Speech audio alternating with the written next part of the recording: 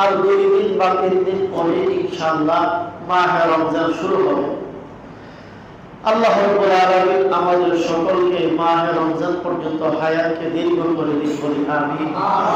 মাহে রমজানের সবগুলো রোজা, নামাজ, তাসবিহ, তাহলিল, জিকির, আজকার, কোরআন তেলাওয়াত বেশি বেশি করে করার তৌফিক দান করেন, বলি আমিন। রাসূল আকরাম সাল্লাল্লাহু আলাইহি ওয়াসাল্লাম রমজান মাস আসার আগের দিন অর্থাৎ শাবানের শেষ দিন, এর পরের দিন থেকেই রমজান শুরু হবে। সাহাবায়ে কেরামকে সামনে রেখে একটি গুরুত্বপূর্ণ বয়ান করলেন। মাহে রমজানে কি করতে হবে, কি করা যাবে না, এই বিষয়ে আল্লাহর রাসূল হাদিসের মধ্যে বিস্তারিত বর্ণনা করেছেন। ফাযাইলে আমালের রোজা অধ্যায়ের প্রথম হাদিসে এটা হযরত সালমান ফারসি রাদিয়াল্লাহু আনহু বলেন, শাবান মাসের শেষ তারিখে আমাদেরকে রাসূল আকরাম সাল্লাল্লাহু আলাইহি ওয়াসাল্লাম ভাষণ দিলেন। সেই ভাষণে নবীজি আমাদেরকে বললেন, ইয়া আইয়ুহান নাস, হে মানব মণ্ডলী, লোক সকল শুনো, অনেক আযাল্লাকুম শাহরুন আযীম, তোমাদের সামনে একটি মহান মাস ছায়াপাত করতেছে। অর্থাৎ অচিরেই তোমাদের উপরে আসছে একটি মহান মাস, মুবারাকুন, যা বরকতময় মাস। কি বরকত? নবীজি প্রথমে একটি বিশেষ কথা উল্লেখ করেছেন। নবীজি বলেন, ফীহি লাইলাতুন খায়রুম মিন আলফি শাহর।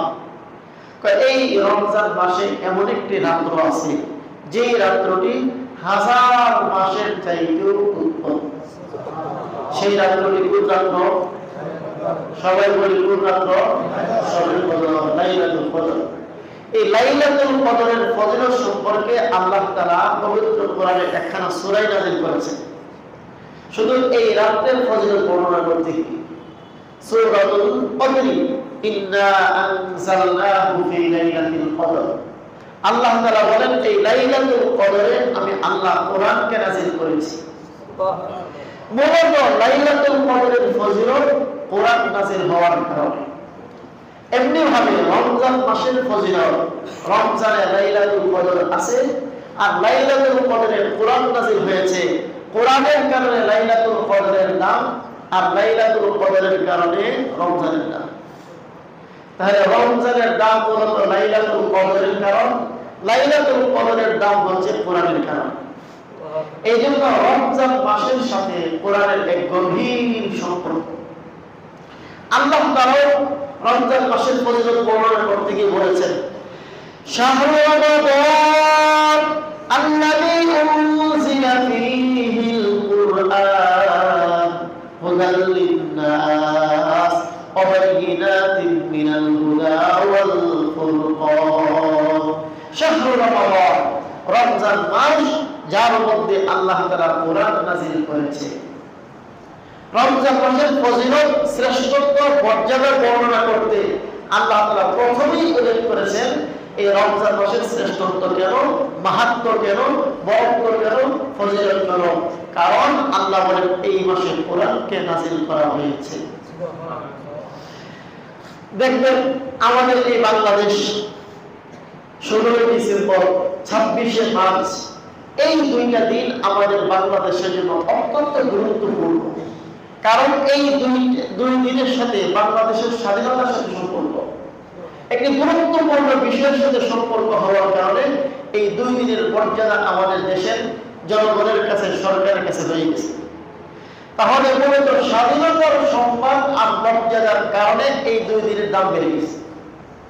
ঠিক তেমনি ভাবে লাইলাতুল কদরের দাম বেড়ে গেছে কোরআন নাযিলের কারণে, আর রমজানের দামও বেড়ে গেছে এর মধ্যে লাইলাতুল কদর হওয়ার কারণে। রাসূল আকরাম সাল্লাল্লাহু আলাইহি ওয়াসাল্লাম এরপরে রমজান মাসের কিছু ফজিলত বর্ণনা করেন। নবীজি বলেন, জাআলাল্লাহু সিয়ামাহু ফারিদাহ ওয়া কিয়ামা লাইলিহি তাতাওয়া। এই রমজান মাসে আল্লাহ তাআলা আমাদেরকে দুটি ইবাদত দান করেছেন। একটি ইবাদতের নাম হচ্ছে রোজা, আরেকটি ইবাদতের নাম হচ্ছে তারাবিহ। জাআলাল্লাহু সিয়ামাহু ফারিদাতান, এই মাসের রোজা রাখা আল্লাহ আমাদের উপরে ফরজ করে দিয়েছেন। ওয়া জাআলা কিয়ামাহু তাতাওউআ, রাতের তারাবির নামাজকে নফল নামাজ আল্লাহ তাআলা বলেছেন, নবীজি বলেছেন এটাকে ফরজ করা হয়নি, ফরজের নিচে নফল বা সুন্নাত করা হয়েছে। নবীজি আরেক হাদিসে বলেছেন, জাআলাল্লাহু সিয়ামাহু ফারিদা ওয়া সানাতু লাহু কিয়ামা, এই মাসের দিনের বেলায় রোজা রাখা আল্লাহ করেছেন ফরজ, আর রাতের বেলায় নামাজ পড়া আমি নবী করেছি তোমাদের জন্য সুন্নাত। তাহলে তারাবির নামাজ ফরজ না সুন্নাত? আর রোজা রাখা ফরজ না সুন্নাত? এই দুটি সম্পূর্ণ আলাদা আলাদা ইবাদত। অনেক সময় কোনো কারণবশত রাতের বেলায় তারাবির নামাজ পড়তে না পারলে পরের দিন রোজা রাখতে হবে কি হবে না? যেমন ধরুন আপনি সফরে আছেন, কিংবা কোনো অসুস্থতার কারণে কিংবা যে কোনো কারণে তারাবি পড়তে পারেন নাই, কিন্তু পরের দিন রোজা গেলেন মাফ নাই। এটা দুইটা আলাদা আলাদা ইবাদত। এমনকি এই তারাবির চাইতে রোজা এটা অনেক বেশি ফজিলত। তারাবি হচ্ছে সুন্নাত আর রোজা হচ্ছে কি ফরজ। কখনো যদি এমন না হয়, শয়তান যেন ধোঁকা না দেয়, তারাবি যেহেতু পড়তে পারো নাই সুতরাং রোজা রাখলে আর কাম হবে না। দুটি সম্পূর্ণ আলাদা ইবাদত। রোজা রাখা ফরজ আর তারাবির নামাজ হচ্ছে সুন্নাত। তারাবি সম্পর্কে দুটি কথা আমাদের বোঝার প্রয়োজন। প্রথম কথা হচ্ছে তারাবির নামাজ 20 টাকা। তারাবির নামাজ কয় টাকা? 20 টাকা। রমজান মাস আসলে আমাদের কাছে কিছু দাওয়াত চলে আসে, তারাবির নামাজ 8 টাকা 8 টাকা 8 টাকা। 8 টাকা তারাবি নয়, 8 টাকা হচ্ছে তাহাজ্জুদ। আম্মা জান আয়েশা রাদিয়াল্লাহু আনহাকে, বুখারীর হাদিস, আনহাকে সাহাবায়ে কেরাম প্রশ্ন করলেন, হে আম্মা জান, নবীজির রমজানের নামাজ এবং গায়রে রমজানের নামাজ কত রাকাত ছিল? আম্মা জান উত্তরে বললেন 11 রাকাতের বেশি ছিল না, অর্থাৎ 3 রাকাত বিতির এবং 8 রাকাত তাহাজ্জুদ, মোট হলো 11 রাকাত। রমজানে এবং রমজান ছাড়া নবীজির রাতের নামাজ 11 রাকাতের বেশি ছিল না। এখানে রমজান এবং গায়রে রমজান দুইটাকে একত্র করে বলা হয়েছে। রমজানে তারাবি পড়া হয়, রমজান ছাড়া তারাবি হয় না। এখানে যেহেতু রমজান এবং গায়রে রমজান উভয় কথা বলা হয়েছে, এমন নামাজ কোনটা? তারাবি না তাহাজ্জুদ? তাহাজ্জুদ রমজানেও পড়া হয়, আবার রমজান ছাড়াও পড়া হয়। সুতরাং এই হাদিসটার মাধ্যমে বিভ্রান্ত করা হয় যে তারাবির নামাজ 8 টাকা। আসলে তারাবি 8 টাকা নয়, তারাবি কয় টাকা? 20 টাকা। এই জন্য নির্দ্বিধায় চোখ বন্ধ করে আমরা 20 টাকা করবো। কেউ অসুস্থ, বার্ধক্য, অপারগ, সেটা ভিন্ন জিনিস, কিন্তু এমন যেন মনে না করি যে তারাবি নামাজ 8 টাকা। তারাবি কয় টাকা? তাহলে 20 টাকা। এ হচ্ছে প্রথম কথা। 2 নম্বর কথা, 20 টাকা তারাবি পড়া যেমন সুন্নাত, এর পাশাপাশি 20 টাকা তারাবির মধ্যে অন্তত একবার কোরআন কারীম খতম করা এটা সুন্নাত। দুটি আলাদা আলাদা সুন্নাত। কেউ যদি সূরা তারাবি পড়ে, এক সুন্নাত আদায় হবে, সেটা হচ্ছে 20 টাকা পড়লো। আরেক সুন্নাত আদায় হচ্ছে না, সেটা কোনটা? এক খতম কোরআন পড়া। আমরা যারা মুসলমানরা আছি, এই আমাদের এই মসজিদের মুসল্লি হোক, যে কোনো মসজিদের মুসল্লি হোক, আমরা সাধারণ মুসলমান ভাইয়েরা অনেকে কোরআন পড়তে পারি না। বরং অনেকেই কি 90-95% জনে আমরা কোরআন পড়তে পারি না, কিংবা ছোট্টকালে কোরআন পড়েছি না, না পড়তে না পড়তে এখন ভুলে গেছি, কিংবা টুকটাক পড়তে পারলেও আমাদের পড়া শুদ্ধ হয়। কিন্তু আল্লাহ তাআলা কোরআন কারীমের বদৌলতে রমজানের মর্যাদা বাড়িয়েছেন।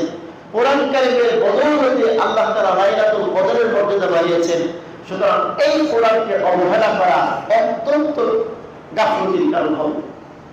সুতরাং আমরা যেহেতু নিজে কোরআন পড়তে পারি না, অন্তত একবার কোরআনের খতম শ্রবণ করা, এটা বর্জন করা মারাত্মক হতভাগ্যের কারণ হবে।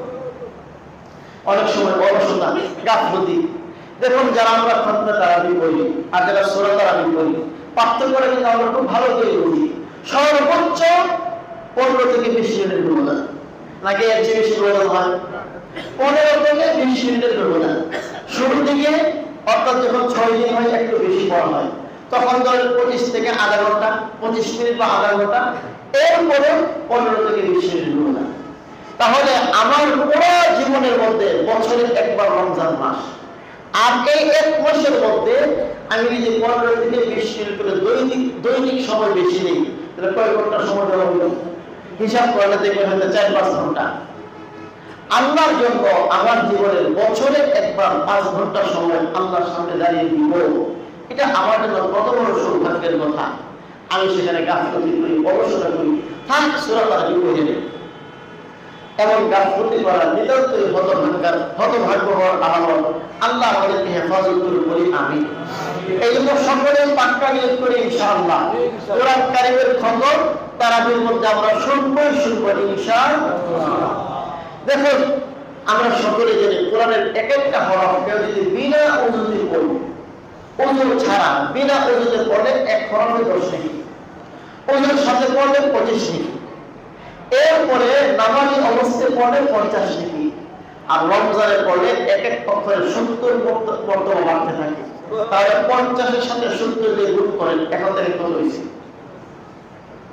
কেউ বলবেন না, কথার কথা নেই। এরপরে 21 মধ্যে কতগুলো অক্ষর, এক পারার মধ্যে কতগুলো অক্ষর, পুরা এক কোরআনে কতগুলো অক্ষর। এত বড় সৌভাগ্য অতি অল্প সময়ে আল্লাহ তাআলা আমাদেরকে নসিব করছেন, আর আমরা 20 মিনিটের সময় অবহেলা করে আমরা এই সৌভাগ্য থেকে বঞ্চিত হচ্ছি। এটা মারাত্মক ক্ষতির কারণ। আল্লাহ আমাদেরকে বুঝদান করেন, বলি আমিন।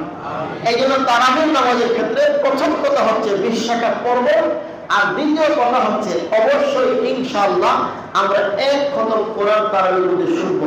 3 নম্বর কথা, অনেক জায়গার মধ্যে সূরা তারাবি হয়, আবার কোথাও কোথাও খতমে তারাবি হয়।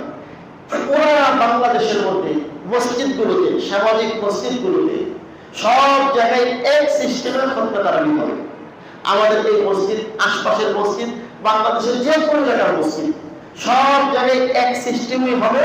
প্রত্যেক জায়গায় এক নিয়মে হওয়ার কারণে সুবিধা হচ্ছে, কোনো কারণবশত আপনি এখানে তারাবি একদিন পড়লেন, আবার আরেকদিন গিয়ে চট্টগ্রাম পড়লেন, আরেকদিন গিয়ে ঢাকা পড়লেন, আপনার তারাবির নামাজের কোনো সমস্যা হবে না, তেলাওয়াত ঠিক থাকবে, খতম ঠিক থাকবে। এটা কোন মসজিদগুলোতে? সাধারণ যে মসজিদগুলো সবগুলোতে।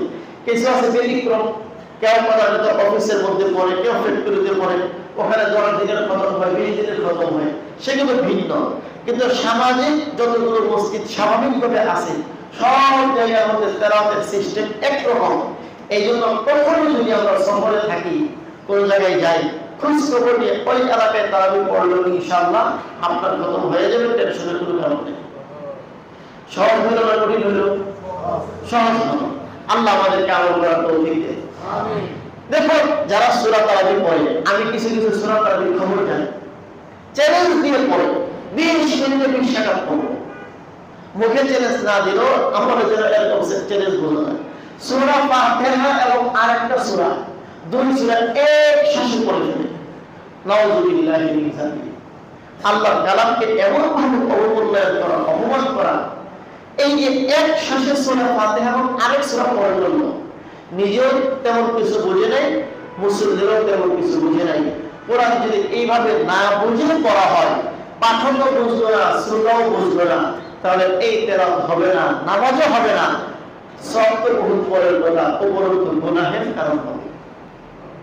এই জন্য আমরা যদি এখানে বিভিন্ন জায়গার মুসলিম ভাইরা আছে, কেউ কেউ নিজ এলাকায় তারাবি পড়বেন, সূরা তারাবিও যদি হয় জিম্মাদারি আদায় হবে, কিন্তু এত বেশি তাড়াহুড়া পড়ার জন্য ইমাম সাহেবকে বলবেন না।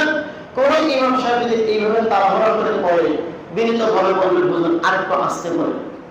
আমরা 20 মিনিটে 20 রাকাত পড়ার কোনো প্রয়োজন নাই, 40 মিনিট 50 মিনিট লাগুক 20 রাকাত পড়তে, সমস্যা কি?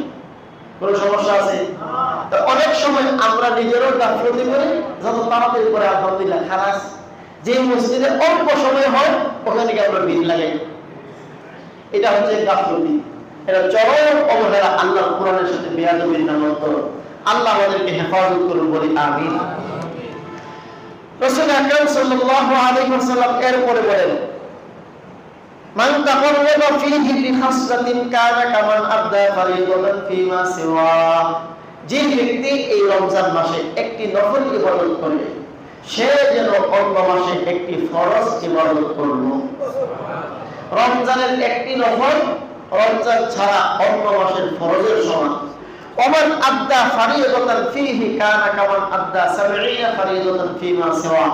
আর যে ব্যক্তি রমজান মাসে একটি ফরজ ইবাদত করলো সে যেন রমজানের বাইরে 70টি ফরজ ইবাদত করলো। এখান থেকে আমরা বলি একে 70, একে কত 70। অর্থাৎ রমজানে একটি ফরজ আদায় করা রমজান ছাড়া অন্য সময়ে 70টি ফরজ আদায় করার সমতুল্য। কত বড় সওয়াবের কথা, আল্লাহ কবুল করে বলি আমিন। এরপর বলেন অহরহ শাহরুস সামাহ, এটা হচ্ছে ধৈর্যের মাস। রমজান মাস আলহামদুলিল্লাহ এখন তো মোটামুটি শীতের মধ্যে পড়তেছে, গরম পড়ে না বলে না। আজ থেকে 4-5 বছর আগেও প্রচন্ড গরমের মধ্যে আমরা রোজা রাখছি। 7-8 বছর আগে আরো বেশি গরম ছিল, আর শীতের দিকে ঢুকতেছি। শীতকালে রোজা রাখা এটা তো একদিক থেকে ফিরে ফিরে সওয়াব হয়, আরেক দিক থেকে কোনো টেনশন বা ক্ষুধা বা পিপাসা কিছুই লাগে না। আর গরমের সময় একটু পিপাসা অনুভব হয়, দিন বড় হয়, একটু কষ্ট লাগে। যখন পেটে খিদা থাকে, গলায় পিপাসা থাকে, তখন দেখবেন ভালো কত ভালো লাগে না। অনেক সময় এই সব কিছু নিয়ে আমরা চাকরি বাকরি কাম কাজ করি, তো যখন পেটে খিদা গলায় পিপাসা, অনেক সময় ভালো কথা বললেও মেজাজ খিটখিটে হয়ে যায়। আল্লাহ রাসূল আমাদেরকে সান্ত্বনা দিচ্ছেন, আমাদেরকে তরবিয়ত করছেন, শোনো রমজান কিন্তু সবরের মাস। রোজা রাখার পরে সামান্য কোনো কথায় উত্তেজিত হয়ে যেন কারোর সাথে দুর্ব্যবহারে লিপ্ত না হও, ধৈর্য ধারণ করা। অনেক সময় আমরা ধৈর্য ধরতে পারি না, রোজার কারণে আরো অধৈর্য হয়ে যায়, এমনটা হওয়া অত্যন্ত ক্ষতির কারণ। রাসূল আকরাম সাল্লাল্লাহু আলাইহি ওয়াসাল্লাম বলেছেন, আসিয়ামু জুন্নাহ, রোজা হচ্ছে ঢাল স্বরূপ, মা লাম ইয়াখরিহা, যতক্ষণ পর্যন্ত এই ঢালকে রোজাদার ব্যক্তি না ভাঙবে ততক্ষণ এই ঢাল কাজ দিবে। ঢাল কাকে বলে? জিহাদের ময়দানে মুজাহিদের এক হাতে থাকে তলোয়ার, আরেক হাতে থাকে ঢাল। শত্রু যখন হামলা করে এই হামলাকে ফেরানোর জন্য ঢাল ব্যবহার করা হয়, আর শত্রুর উপরে হামলা করার জন্য তলোয়ার ব্যবহার করা হয়। তো রোজাকে নবী ঢাল বলেছেন। কিসের ঢাল? আমরা প্রতিনিয়ত শয়তানের বিরুদ্ধে জিহাদের মধ্যে লিপ্ত আছি। শয়তান আমাদের উপর হামলা করতে চায়, আমাদের ঈমান আমল নষ্ট করতে চায়। এই শয়তানের হামলা থেকে বাঁচার জন্য ঢাল, আল্লাহ রাসূল বলেছেন এই ঢালের নাম হচ্ছে রোজা। রোজা রাখবা, শয়তানের হামলা থেকে বাঁচতে পারবা। এখন এই ঢাল দিয়ে শয়তানের হামলা থেকে বাঁচবো কিভাবে? নবীজি বলেছেন এই ঢাল যদি ভেঙে না যায় তাহলে এই ঢাল দিয়া শয়তানের হামলা থেকে বাঁচবা। আর ঢাল যদি ভেঙে ফেলাও, যুদ্ধের ময়দানে কাফের তোমার উপর হামলা করেছে আর তোমার ঢালটা হলো ভাঙ্গা, এই ভাঙ্গা ঢাল দিয়ে কাফেরের হামলা ফেরানো সম্ভব। ঠিক তেমনি ভাবে রোজা, শয়তান যখন আমার ঈমান আমলের উপর হামলা করবে তখন আমি রোজার মাধ্যমে আত্মরক্ষা করব। আমার রোজাটা যদি ভেঙে যায়, সাহাবায়ে কেরাম প্রশ্ন করছেন, হুজুর রোজা ভাঙে কেমনে? নবীজি বলেন মিথ্যা কথা বলা, গীবত করা, দুশ্চর্চা করা, গালিগালাজ করা, জবানকে কন্ট্রোল করতে না পারা, এটা হচ্ছে রোজা ঢাল ভেঙে দেওয়া। সুতরাং এই রমজান মাসে অনেক সময় আমরা উত্তেজিত হয়ে রাগের বশীভূত হয়ে কাউকে মিথ্যা কথা বললাম, গালি দিলাম, ধমক দিলাম, ঝগড়ে লিপ্ত হলাম, তাহলে আমার ঢাল ভেঙে গেল। নবী বলেন ফাইনসাবাহু আহাদুন আও কাতালা, কোন রোজাদারকে যদি কেউ গালি দেয়, কোন রোজাদারের সাথে কেউ যদি ঝগড়ায় লিপ্ত হয়, রোজাদার যেন ঝগড়ায় লিপ্ত না হয়ে গালির জবাব গালির মাধ্যমে না দিয়ে যেন বলে দেয় ফাকাওয়ালা ইন্নী সাঈম, রোজাদার যেন বলে দেয় ভাই আমি রোজা রাখছি, তোমার গালির জবাব গালির দ্বারা দিব না, তোমার ঝগড়ার জবাব ঝগড়া দ্বারা দিব না, আমি তো রোজা রেখেছি, আমার রোজার হেফাজত আমি করব। সুতরাং এই নিয়ত করতে পারি কিনা ইনশাআল্লাহ যে আমরা আমাদের রোজাকে অন্তত কারোর প্ররোচনায় আমরা ভাঙতে দিব না। আল্লাহ, এই জন্য আল্লাহ রাসূল বলেছেন রোজা আমাদেরকে সবর শিক্ষা দেয়, ধৈর্য শিক্ষা দেয়। ওয়াসসাবরু সাওয়াবুল জান্নাহ, আর কেউ যদি সবর ধৈর্যের গুণ অর্জন করতে পারে তার প্রতিদান আর পুরস্কার হচ্ছে জান্নাত। ওয়াশাহরুল মুওয়াসাত, নবীজি বলেন রোজা হচ্ছে মুআসাতের মাস। মুআসাত মানে হচ্ছে সমবেদনা জ্ঞাপন করা, অপরের দুঃখে দুঃখী হওয়া। আল্লাহ তাআলা আমাদের সমাজের মধ্যে বিভিন্ন শ্রেণীর বিভিন্ন ক্যাটাগরির মানুষ তৈরি করেছেন। একদল মানুষ এমন আছে যারা দিন এনে দিন খায়, আরেকজন মানুষ এমন আছে দৈনন্দিন খাবার তার কোমরে জুটে না, আরেকজন মানুষ এমন আছে আল্লাহ তাআলা তাকে এত অনেক সম্পদ দান করেছেন, সে তার কয়েক প্রজন্ম যদি এই সম্পদ ভোগ করে সম্পদ শেষ হবে না। এমন আছে না নাই? আছে না নাই? মানুষ মৌলিকভাবে অর্থ সম্পদের দিক থেকে বিভিন্ন ক্যাটাগরির আছে। যেন নবীজি শিক্ষা দিচ্ছেন, তোমরা যারা আসো অর্থ সম্পদ বলা, 3 বেলা খেতে পারো, 5 বেলা খেতে পারো, 7 বেলা খেতে পারো, যখন যা চাও তাই খেতে পারো। ক্ষুধার্ত মানুষ, গরিব মানুষ কিভাবে কষ্ট করে, তাদের পেটে ভাত নাই, সারা বছর তারা কিভাবে কষ্টে থাকে, এই কষ্ট তো তুমি বুঝো না। আমি আল্লাহ তোমাদেরকে রোজার ব্যবস্থা করলাম, 12 ঘন্টা, 16 ঘন্টা, 18 ঘন্টা না খেয়ে থাকো।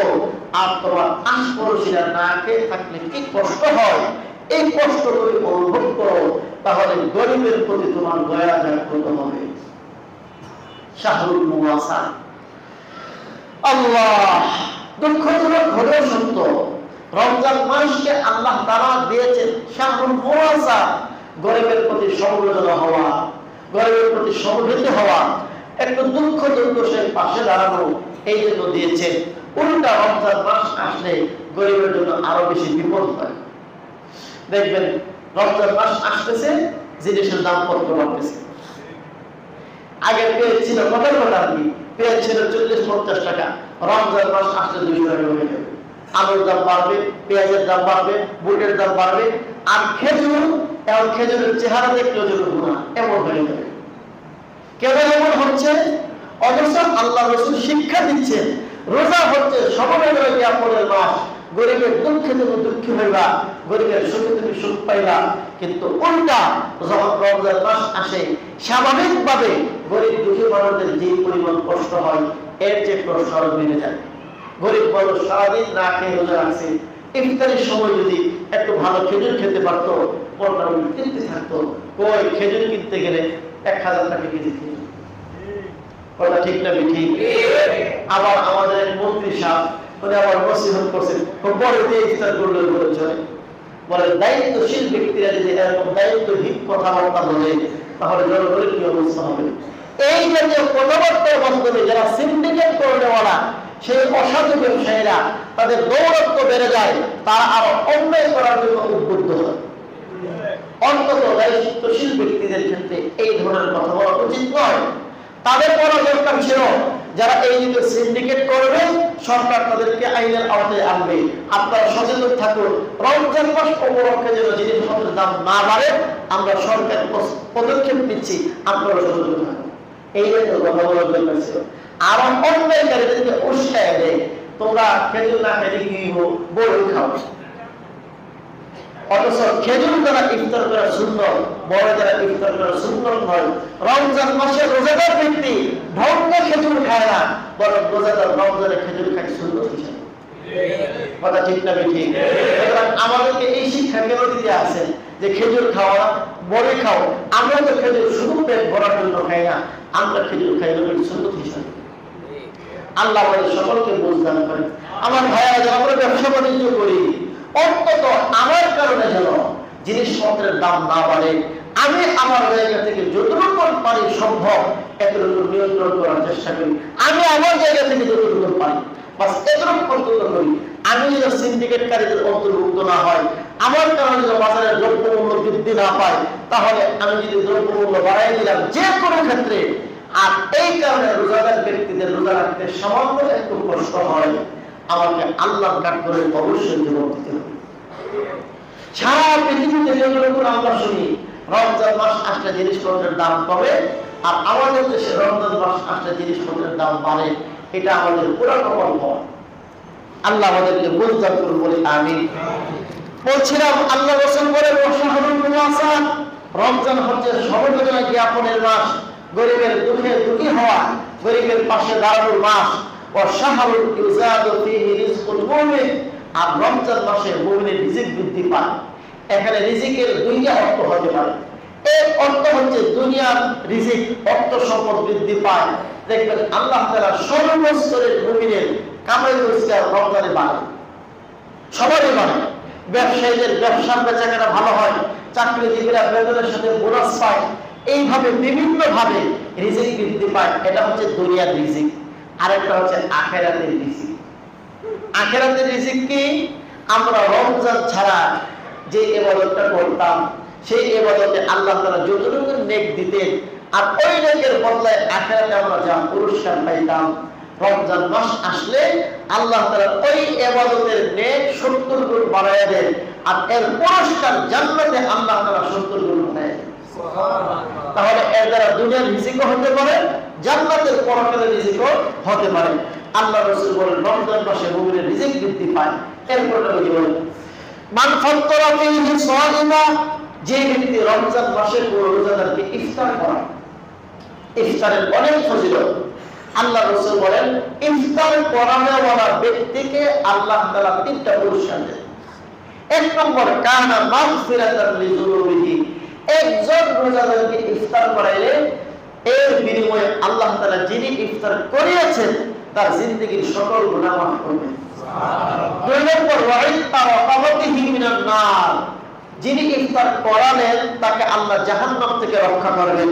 3 নম্বর ওয়াকানা লাহু মিথলু আজরিহি মিন গায়রি আইয়ুম কসমিন আজরিহি শাই, রোজাদার ব্যক্তি রোজা রেখে যে পরিমাণ সওয়াব পায়, যে ইফতার করালো তাকে আল্লাহ তাআলা তার সমপরিমাণ সওয়াব দেন। সুবহানাল্লাহ। তবে এই ক্ষেত্রে যিনি ইফতার করছেন অর্থাৎ রোজাদার, তার সওয়াব কমবে না। এমন নয় যে আমাকে আরেকবার ইফতার করানো এই জন্য আমার সওয়াব কমে গেছে, এমন না। আমার যতটুকু সওয়াব ঠিকই থাকবে, যিনি ইফতার করিয়েছেন আল্লাহ তাআলা রোজাদারের সমপরিমাণ সওয়াব তাকে দান করেন। এতটুকু বলার পরে সাহাবায়ে কেরাম নবীজিকে প্রশ্ন করেছেন। সাহাবায়ে কেরাম মনে করছেন একজন রোজাদারকে ইফতার করাইতে গেলে অন্তত আমাদের বর্তমান বাজার হিসেবে 100 টাকার প্রয়োজন। আর আমরা যারা গরিব মানুষ কয়জন এমন আছি 100 টাকা দৈনিক দিয়ে একজনকে ইফতার করাতে পারবো? সাহাবায়ে কেরাম বলেন ইয়া রাসূলুল্লাহ লাইসা কুল্লুনা ইয়াজিদু মা ইফতিরু ফিহি সাইম, হুজুর আমাদের সকলের পক্ষে তো রোজাদারকে ইফতার করার মতো সামর্থ্য নাই। নবীজি বলেন শোনো, সকলের পক্ষে রোজাদারকে ইফতার করানোর সামর্থ্য নাই, বিষয়টা এমন নয়। ইউতিল্লাহু হাযা সাওয়াবা মান ফাত্তারা সাইমান আলা তামরাতিন আও শারবাতি মাইন আও মাসকাতি লাবানি। আল্লাহ রাসূল বললেন এই সওয়াব আল্লাহ তাআলা কে যদি একটি খেজুরের দ্বারা কিংবা এক ঘুট পানির দ্বারা কিংবা এক চুমুক দুধের মাধ্যমে ইফতার করায়, আল্লাহ তাআলা তাকে সেই পরিমাণ সওয়াব দান করবেন। সুবহানাল্লাহ। সুতরাং রোজাদারকে ইফতার করার অর্থ এই নয় তাকে পেট ভরিয়ে তৃপ্তির সাথে ইফতার করাইতে হবে। তৃপ্তির সাথে পেট ভরিয়ে ইফতার করলে ভিন্ন সবজা সামনে আসতেছে। শুধুমাত্র আল্লাহ রাসূল একটা খেজুর খাওয়াইলা, এক ঘুম পানি পাক করাইলা কিংবা এক চুমুক দুধ পাক করাইলা, এটা আমাদের বর্তমান বাজারের সিস্টেম। 1 কেজি মুড়ি কিনে আপনি কোনো মাদ্রাসায় দিলেন, আর সেখানে 50 জন ছাত্র একসাথে বলে ইফতার করলো, এই 1 কেজি মুড়ি 50 জনের পেটে গেল। তাহলে 1 কেজি মুড়ির দাম কত? 70 টাকা, 50 টাকা বা 80 টাকা, 90 টাকা বা 100 টাকা। 100 টাকা দিয়ে আপনি ইফতার করলেন 50 জনকে। মসজিদের মধ্যে ইফতার হয়, এখানে 50 জন মানুষ বসে একসাথে ইফতার করলো। আপনি 1 কেজি চিনি কিনে দিয়ে দিলেন, আর 1 কেজি চিনি শরবতের সাথে মিশানো হলো, এখন 50 জন ইফতার করে ফেললো। তাহলে 1 কেজি চিনির মূল্য আপনি 50 জনকে ইফতার করেন। এখন কথার কথা 50 জনের ইফতারের আয়োজন করতে 3000 টাকার প্রয়োজন পড়ছে। 3000 টাকা আছে 30 জনের কাছ থেকে। তাহলে 30 জন প্রত্যেককে আল্লাহ তাআলা 50 জনকে ইফতার করার সওয়াব দান করবেন। সুবহানাল্লাহ। তাহলে ইফতার করার অর্থ এই নয় যে তাকে তৃপ্তির সাথে পরিপূর্ণরূপে ইফতার করাইতে হবে, এই নয়। আল্লাহ রাসূল পরিষ্কার ভাষায় বলে দিলেন এক চুমুক দুধ খাওয়াও, এক ঘুট পানি খাওয়াও কিংবা একটা খেজুর খাওয়াও, এর মাধ্যমে আল্লাহ তাআলা তোমাকে এই পরিমাণ সওয়াব দান করবেন। এবং এখানে বিষয়টা কত সুন্দর, আমরা 10 জনের বেশি ইফতার করলাম, 10 জনই যাদের ইফতার নিয়ে বসলাম একসঙ্গে মাখলাম, খেয়ে ফেললাম। আমি আমারটা খেয়েছি, আপনি আপনারটা খেয়েছেন। যখন একত্র হয়ে গেছে তখন আমার কিছু ইফতার আপনার পেটে গেছে, আপনার কিছু ইফতার আমার পেটে আছে। আল্লাহ তাআলা দুজনকে আরেকজনকে ইফতার করতে সাহায্য করবে। তাহলে একসাথে ইফতার করার দ্বারা এই ফজিলত অর্জন হয়ে গেল। শুধু ফজিলত আর ফজিলত, সওয়াব আর সওয়াব, শুধু নিয়ত করা আর ইচ্ছা করলে আল্লাহ তাআলা এই সওয়াব দিতে পারেন। আল্লাহ আমাদেরকে তৌফিক দান করেন, বলি আমিন। এরপরে নবী বলেন ওয়া শাহরুল আউয়ালু রাহমা, তো এই রমজান মাসের প্রথম 10 দিন হচ্ছে রহমতের, ওয়া আনসাতুহু মাগফিরা, মধ্যের 10 দিন হচ্ছে মাগফিরাতের, ওয়া আখিরুহু ইতকুম মিনান নার, আর শেষ 10 দিন হচ্ছে জাহান্নাম থেকে মুক্তি। এরপরে নবী বলেন মান খাফফাফা আন মামলুকিহি ফিহি গফারাল্লাহু লাহু ওয়া আতাকাহু মিনান নার। এই বিষয়টা একটু বোঝার প্রয়োজন। আল্লাহ রাসূল বলেন যে ব্যক্তি রমজান মাসে তার অধীনস্থ চাকর বাকর নৌকর যারা আছে এদের কাজ হালকা করে দিবে। কোন চাকর? যে চাকর রোজা রাখে তার কাছে, যে রোজা রাখে না তার ডবল কাজ দিবে, কোনো সমস্যা নেই। রোজাদার চাকর, রোজাদার কর্মচারী, তার কাজকে যে ব্যক্তি হালকা করে দিবে, আল্লাহ রাসূল বলেন গফারাল্লাহু লাহু, এমন মালিককে আল্লাহ মাফ করে দিবেন, ওয়া আতাকাহু মিনান নার, এবং এমন মালিককে আল্লাহ তাআলা জাহান্নাম থেকে রক্ষা করবেন। এখন নিজের কর্মচারীকে হালকা করে দেওয়া কাজ, এটা 3টা পদ্ধতি। কয়টা পদ্ধতি? 1 নম্বর পদ্ধতি হচ্ছে রমজান ছাড়া যে কাজ একজনে করে, রমজান মাসে আপনি আরেকজন কর্মচারী নিযুক্ত করলেন, এখন ওই কাজটা 2 জন দিয়ে করবেন, কাজ হালকা হয়েছে। 2 নম্বর পদ্ধতি, রমজান ছাড়া যে কর্মচারীর ডিউটি ছিল 8 ঘন্টা, রমজান মাসে 2 ঘন্টা ডিউটি কমাই দিলেন, যাও রমজানে 6 ঘন্টা ডিউটি করে দিতে হবে, কাজ হালকা হয়েছে। কইছিল দিল 2 ছিল। 3 নম্বর ছিল রমজান মাসে বেতন বোনাস বাড়ায় দেওয়া, কাজ ঠিকই থাকলো, বেতন বেড়ে গেল, বোনাস বেড়ে গেল, তাহলে বাস কাজ হালকা হয়ে গেল। অর্থাৎ রমজান ছাড়া যে কাজ করলে 500 টাকা, রমজান মাস আছে ওই কাজই সে করে, আপনি এখন দিচ্ছেন তাকে 1000 টাকা, কাজ হালকা হয়ে গেছে। কইছিল দিল 300। বাস এই ব্যাখ্যাটা মনে রাখলে সহজ হবে। 1 নম্বর ব্যাখ্যা কি বললাম? রমজান ছাড়া যে কাজ একজনে করে, রমজানে ওই কাজ করেন কয়জন দিয়া? 2 নম্বর ব্যাখ্যা, রমজান ছাড়া ডিউটি করতে 8 ঘন্টা, রমজানে ডিউটি দিলে 6 ঘন্টা। 3 নম্বর ব্যাখ্যা, রমজান ছাড়া যে কাজ করলে পাই 500 টাকা, রমজানে ওই কাজ করলে পায় 1000 টাকা। যেমন রমজানে আপনি বেতনের পাশাপাশি বোনাস দিয়ে দিলেন রমজান উপলক্ষে, যাও তুমি একজন বেতন পাইতা 10,000 টাকা, এখন আরো দিলাম 10,000, এখন তোমার হয়ে গেল 20,000। ওই যে নবীজি বলেছেন হালকা করে দাও, আমি কাজটা হালকা করতে পারলাম না, বেতন বাড়াই দিলেন, এতে কাজ হালকা হয়ে গেছে। এই পদ্ধতিতে যে ব্যক্তি মালিক হয়ে শ্রমিকের উপর সহজ করে দিবে, আল্লাহ রাসূল বলেন মালিককে আল্লাহ জাহান্নাম থেকে রক্ষা করবেন। তবে খেয়াল রাখতে হবে কোন কর্মচারী, বলেন কোন কর্মচারী? রোজাদার কর্মচারী। আর রোজাদার যদি না হয় হ্যাঁ বোনাস দিবেন না, ও আল্লাহ হুকুম লঙ্ঘনকারী মুসলমান রোজাদার যদি না হয় তাহলে তাকে বোনাস তো দিবেনই না, প্রয়োজনে তার চাকরি থেকে ছাঁটাই করে। এই নিয়ম খারাপ। রোজা রাখতে না কেন? আল্লাহ রাসূল বলেছেন রোজাদার উপর হালকা করা, রোজাদার না হলে ডাবল দায়িত্ব দিবে। এরপরে রমজান মাসে 4 কাজ বেশি বেশি করবা। রমজানে 4 কাজ বেশি বেশি করো। দুটি কাজের মাধ্যমে তোমরা তোমাদের রবকে সন্তুষ্ট করতে পারবে। 4 কাজ বেশি বেশি করো, এর মধ্যে 2টি কাজ এমন যার দ্বারা তোমরা তোমাদের রবকে সন্তুষ্ট করবে। এর মধ্যে একটি হচ্ছে শাহাদাতু আল্লা ইলাহা ইল্লাল্লাহ, 2 নম্বর ওয়া তাস্তাগফিরু লাহু। 1 নম্বর হচ্ছে রমজান মাসে বেশি বেশি লা ইলাহা ইল্লাল্লাহ, লা ইলাহা ইল্লাল্লাহ, লা ইলাহা ইল্লাল্লাহ পাঠ করতে থাকবা। দোকানে বসে আছো, মালিক, কর্মচারী, শ্রমিক বা যে যে কোনো কাজ করতেছো, জবানের মধ্যে যে কালিমাজারি থাকে লা ইলাহা ইল্লাল্লাহ, লা ইলাহা ইল্লাল্লাহ, লা ইলাহা ইল্লাল্লাহ, এটা কঠিন কাজ না সহজ কাজ? আমার দুনিয়ার কাজ চলছে, আমার কালিমা চলছে, কোনো কঠিন কিছু না। মানুষ কাস্টমার আসছে, বিক্রি করলাম, আবার কাস্টমার চলে গেছে, আমার জবানে জিকির চলতে থাকলো। আল্লাহ রাসূল বলেন এটা হচ্ছে 1 আমল। 2 নম্বর ওয়া তাস্তাগফিরু লাহু, আল্লাহর কাছে গুনাহ মাফ চাইতে থাকবা। মাঝে মধ্যে আস্তাগফিরুল্লাহ আস্তাগফিরুল্লাহ আস্তাগফিরুল্লাহ আস্তাগফিরুল্লাহ, এই দুটি আমল করলে তোমাদের রব তোমাদের উপর সন্তুষ্ট হবে। ওয়া খাসলাতান লা গিনা বিহুমা আনহুমা, আর দুটি জিনিস চাওয়া ছাড়া তোমাদের কোনো উপায় নেই। এক নম্বর, তোমরা আল্লাহর কাছে তাসআলুনাল্লাহাল জান্নাতা, রমজান মাসে বেশি বেশি আল্লাহর কাছে জান্নাত চাও।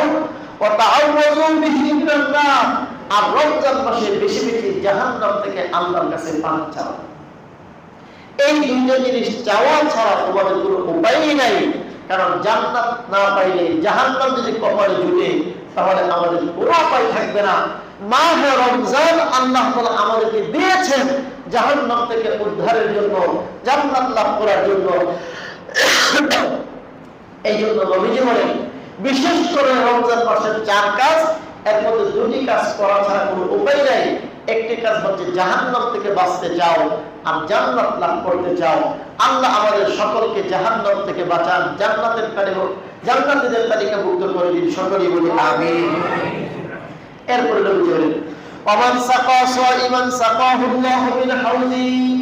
শুরুতে বলেছিলাম যে ব্যক্তি রোজাদারকে ইফতার করায়, এই ইফতারের অর্থ হচ্ছে সামান্য পরিমাণ ইফতার যদি করায়। আর এখন আছে আল্লাহ রাসূল বলেন, কেউ যদি রমজান মাসে রোজাদারকে তৃপ্তির সাথে পান করায়, তৃপ্তির সাথে খাওয়ায়, আল্লাহ রাসূল বলেন সাকাহুল্লাহু মিন হাউজি, এমন বান্দাকে আল্লাহ রাব্বুল আলামিন কিয়ামতের মাঠে আমি নবীর হাউজে কাউসার থেকে পানি পান করাবেন। সুবহানাল্লাহ। তাহলে তৃপ্তির সাথে ইফতার করানো, তৃপ্তির সাথে খাবার খাওয়ানো, এর জন্য আলাদা ফজিলত। আর সাধারণ ইফতার করানোর এর জন্য কি আলাদা ফজিলত। যার পক্ষে সম্ভব দুটোই করতে পারি, যার পক্ষে সম্ভব না হয় অন্তত একটা তো করা সম্ভব। আল্লাহ আমাদের তৌফিক দান করেন। এরপরে বুঝে বলেন, ওয়ালা ইয়াজমাউ হাত্তা ইয়াদখুলাল জান্নাহ, আর যে ব্যক্তি আমি নবীর হাউজে কাউসার থেকে পানি পান করবে, সে জান্নাতে প্রবেশ করার আগ পর্যন্ত আর কোনোদিন পিপাসার্ত হবে না। আমরা সকলেই জানি হাসরের মাঠ, কিয়ামতের মাঠ যখন কায়েম হবে, 50,000 বছর পর্যন্ত অর্ধ হাত সূর্যের নিচে যখন জমিন থাকবে তামার, আর সূর্যের মধ্যে এখন 70টা পর্দা আছে, 70 পর্দা খুলে দেওয়া হবে, উন্মুক্ত করে দেওয়া হবে, মাথার অর্ধ হাত উপরে চলে আসবে, তামার জমিন হবে। এমন অবস্থার মধ্যে মানুষ ঘামতে ঘামতে ঘামতে ঘামতে, কেউ হাঁটু পর্যন্ত, কেউ কোমর পর্যন্ত, কেউ গলা পর্যন্ত, কেউ সাঁতরেতে থাকবে, আর পিপাসায় অস্থির হয়ে মানুষ ছুটতে থাকবে। আল্লাহ রাসূল বলেন, এই কিয়ামতের মাঠে ওঠার আগে আমি আমার উম্মতদেরকে হাউজে কাউসারের পানি পান করাবো। যারা হাউজে কাউসারের পানি আমার থেকে পান করতে পারবে, কিয়ামতের মাঠে 50,000 বছর সূর্যের নিচে দাঁড়াবে, তামার জমির উপর দাঁড়ায় থাকবে, সামান্যতম একটু পিপাসা অনুভব হবে না। এই হাউজে কাউসারের দাম কি হবে এবং তার কি প্রয়োজন হবে, সেদিন বুঝে আসবে যখন কিয়ামতের মাঠ কায়েম হবে। এর আগ পর্যন্ত বুঝে আসবে না। ভাদ্র মাসের রোদে এই পাকা রাস্তা, সেখানে যদি জুতা না থাকে, 10 মিনিট 20 মিনিট আধা ঘন্টা দাঁড়ায় থাকলে দেখবেন পায়ের মধ্যে ঠোসা পড়ে। এমন রোদ্র নয়, পাতার অর্ধ হাত উপরে সূর্য থাকবে, তামাম জমিন থাকবে। সেই ভয়ঙ্কর পরিস্থিতিতে হাউজে কাউসার ছাড়া আর বাঁচার কোনো উপায় থাকবে না। আল্লাহ রাসূল বলেন, এই হাউজে কাউসারের পানি যদি কেউ পান করতে চাও, রোজাদারকে তৃপ্তির সাথে খাওয়াও, পেট ভরে খাওয়াও। এই জন্য আমার ভাইয়া, রমজান মাস আসলে আমরা যেন আল্লাহর দিকে আরো ধাবিত হই, আমাদের মধ্যে যেন দুনিয়ার মুখ লালসা কমে। দেখুন, যখন রমজান মাস আসে আমরা দুনিয়ার দিকে আরো ঝুঁকতে থাকি, মার্কেট ইত্যাদি, এগুলোর পেছনে আমাদের সময় নষ্ট হয়। বিশেষ করে রমজানের শেষ দিকে আমরা দুনিয়ামুখী বেশি হয়ে যাই। অথচ রমজান যত শেষের দিকে যাবে, মুমিনের অন্তরের ভয় আরো বেশি হওয়ার দরকার, কিন্তু আমাদের হয় উল্টোটা। এই জন্য আমি আগেও বলতাম, এখনো বলছি, রমজান ঈদ উপলক্ষে যত কেনাকাটা থাকবে, এগুলো আগে আগে সেরে ফেলা ভালো। এগুলোর কারণে যেন রমজানের শেষ দিকে আমাদের নামাজ, আমাদের তারাবি, আমাদের ইবাদত বন্দেগী, এগুলো যেন ছুটে না যায়, আমরা যেন শেষ দিকে গিয়ে গাফিল হয়ে না যায়। আল্লাহ আমাদের তৌফিক দান করেন বলে আমিন। ওয়া আখিরু দাওয়ানা আলহামদুলিল্লাহি রাব্বিল আলামিন।